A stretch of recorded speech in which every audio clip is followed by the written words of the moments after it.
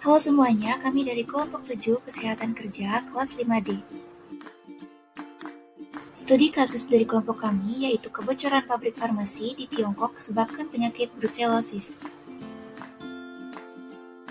Kelompok kami terdiri dari Afifatia Aisyadian, Syarani Mazdalifah, Laro Sekarlangit, dan Sheila Delvina Harianja. Subpokok yang akan kita bahas yang pertama yaitu analisis 5W1H, yang kedua identifikasi bahaya dan manajemen risiko, yang ketiga rumusan konsep pencegahan, dan yang keempat rekomendasi. Subpokok bahasan yang pertama yaitu analisis 5W1H. Yang pertama, what atau apa, yaitu kebocoran pabrik farmasi di Tiongkok disebabkan oleh penyakit brucellosis. Yang kedua, who atau siapa, penyakit ini telah menginfeksi hampir 200 orang. Selain itu, lebih dari 20 mahasiswa dan pekerja di Universitas Lanzhou yang sebelumnya sempat berkunjung juga dinyatakan positif brucellosis. Yang ketiga, when atau kapan, yaitu pada Juli dan Agustus tahun 2019 yang lalu. Yang keempat, why atau kenapa, yaitu pabrik ini telah menggunakan disinfektan kadaluarsa dalam memproduksi vaksin Brucella untuk hewan ternak. Yang kelima, where atau di mana, yaitu di pabrik farmasi biologi Zhonghu Lanzhou, Tiongkok. Yang keenam, how atau bagaimana, yaitu pabrik tersebut secara tidak sengaja melepaskan vaksin Brucella dalam bentuk aerosol atau gas. Selanjutnya, subbab yang kedua terkait identifikasi bahaya dan manajemen risiko. Pada identifikasi bahaya, yang pertama ada bahaya biologi. Bakteri Brucella yang digunakan sebagai bahan baku dalam proses kerja di industri farmasi Lanzhou. Lalu disinfektan kadaluarsa yang digunakan pada saat proses kerja. Lalu ada bahan kimia. Bahan kimia yang digunakan sebagai tambahan pencampuran produksi di industri farmasi Lanzhou. Lalu ada bahaya mekanis, yaitu bahaya gas hasil dari reaksi karena kesalahan mekanisme yang dikerjakan oleh operator. Pembahasan yang selanjutnya yaitu manajemen risiko. Terkait bahaya biologi, perlu dilakukan penempatan agen biologi pada tempat yang khusus. Dapat ditempatkan di lemari pengaman biologi dengan kategori kelas dan tipe tertentu. Selain itu, wadah yang digunakan harus tertutup rapat. Berikut contoh lemari pengaman biologi. Selanjutnya, melaksanakan sterilisasi wilayah kerja. Dapat dilakukan pada peralatan, bahan, ataupun barang yang akan digunakan ataupun setelah selesai digunakan. Selain itu, memastikan penggunaan bahan yang dilakukan di tempat kerja, seperti halnya pada kasus disinfektan yang digunakan sudah kadaluarsa. Seharusnya perusahaan mampu memberlakukan pemeriksaan pada masa pakai bahan secara rutin sesuai sifat bahan dan penempatannya.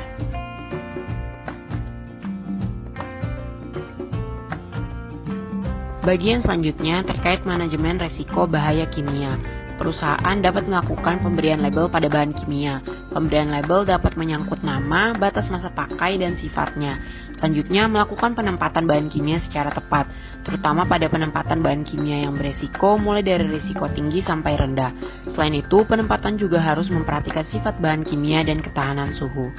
Selanjutnya, dapat dilakukan pemantauan pada kualitas udara di industri tersebut. Salah satunya dengan pelaksanaan rekualifikasi ruang bersih dengan menilai kecepatan aliran udara, integritas filter, dan perbedaan tekanan. Dan pada bahaya kimia dapat dilakukan manajemen pembentukan klasifikasi ruang dan sarana udara bersih. Hal ini bergantung pada industri masing-masing yang dapat mengacu pada ketentuan salah satunya sesuai EN ISO 14644. Terkait manajemen risiko bahaya mekanis dapat dilakukan dengan memastikan sarana dan prasarana yang memadai dalam pelaksanaan pembuatan obat sesuai dengan ketentuan pada peraturan yang mengatur tentang industri farmasi. Selanjutnya, pekerja di industri farmasi harus memiliki keahlian dengan syarat ketersediaan tenaga teknis kefarmasian untuk memastikan pekerja memahami pengetahuan terkait proses kerja dan bahan yang digunakan. Terakhir, terkait manajemen risiko bahaya mekanis dapat dilakukan dengan pelaksanaan pelatihan pada pekerja, terutama pelatihan pada aspek K3 secara rutin untuk menambah kualitas pekerja lebih tanggap terhadap kejadian yang berisiko di tempat kerja. Selain itu, berdasarkan bahaya-bahaya yang ditemukan pada kasus, manajemen risiko yang dapat perusahaan lakukan diantaranya, pertama, penetapan standar prosedur operasional, di mana SOP harus dibuat secara tertulis dan diperbarui secara terus-menerus sesuai dengan perkembangan ilmu pengetahuan dan teknologi di bidang farmasi, dan sesuai dengan ketentuan peraturan perundang-undangan. Yang kedua, pemasangan local exhaust ventilation. Yang ketiga, pembentukan desain ruang khusus, terutama pada ruang penempatan produk yang terbuat dari bahan biologi dan bahan kimia, agar ketika terjadi kebocoran, penyebarannya hanya terpusat dan tidak meluas. Yang keempat, pemasangan gas detektor. Yang kelima, penyediaan emergency stop button dan pemasangan alarm. Selanjutnya, dilakukan pemberian shift kerja. Hal ini penting untuk ditinjau kembali oleh perusahaan. Kasus ini terjadi karena beberapa alasan. Bisa jadi salah satunya karena beban kerja yang berlebih hingga terjadi penurunan konsentrasi pada pekerja. Aspek tersebut membuat kelalaian yang dilakukan oleh pekerjanya. Yang ketujuh, melakukan pemberian keterangan pada hasil produk obat yang diproduksi.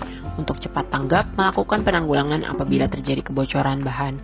Dan yang kedelapan, melakukan pelatihan penanggulangan saat terjadi kontak dengan bahaya pada hasil produk obat, baik dalam bentuk gas, padatan, ataupun cair. Dan yang kesembilan, dilakukan dengan penggunaan APD untuk upaya proteksi pada penggunaan alat kerja dan meminimalisir paparan bahaya. Selanjutnya yang ketiga adalah konsep pencegahan penyakit. Pencegahan terbagi menjadi tiga, yaitu pencegahan primer, sekunder, dan tersier. Pencegahan penyakit akibat kerja di pabrik farmasi. Yang pertama, pencegahan primer, yaitu dengan melakukan promosi kesehatan dan pencegahan penyakit. Yang pertama, penempatan tugas kerja yang sesuai dengan kemampuan pekerja. Lalu yang kedua, pengaturan jam kerja yang tepat, yaitu tidak melebihi NAB dari bahan kimia yang terdapat di tempat kerja. Kedua hal tersebut dilakukan agar pekerja dapat terhindar dari penyakit akibat kerja. Lalu yang ketiga adalah pemberian edukasi mengenai bahaya bahan kimia di tempat kerja dan penggunaan APD yang baik dan benar. Hal tersebut dilakukan agar pekerja dapat lebih aware terhadap kondisi kesehatannya dan terdorong untuk menggunakan APD dengan baik dan benar. Pencegahan penyakit akibat kerja di pabrik farmasi yang selanjutnya adalah pencegahan sekunder, yaitu dengan mengadakan pemeriksaan kesehatan pekerja secara berkala dan sebelum pensiun. Hal tersebut dilakukan untuk mengetahui kondisi kesehatan para pekerja, sehingga jika terjadi masalah pada tubuh pekerja, pekerja tersebut dapat segera ditangani sebelum menjadi penyakit yang lebih parah. Lalu yang ketiga adalah pencegahan tersier. Dilakukan dengan memberikan rehabilitasi untuk pekerja yang telah terkena dampak kesehatan akibat bahaya di tempat kerja. Hal tersebut dilakukan agar pekerja dapat kembali sehat, dapat beraktivitas normal, dan produktif kembali.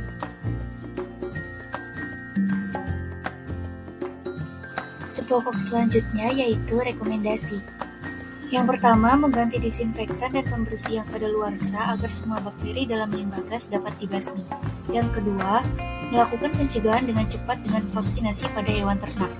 Yang ketiga, memberikan antibiotik pada orang-orang yang terpapar bruseliosis.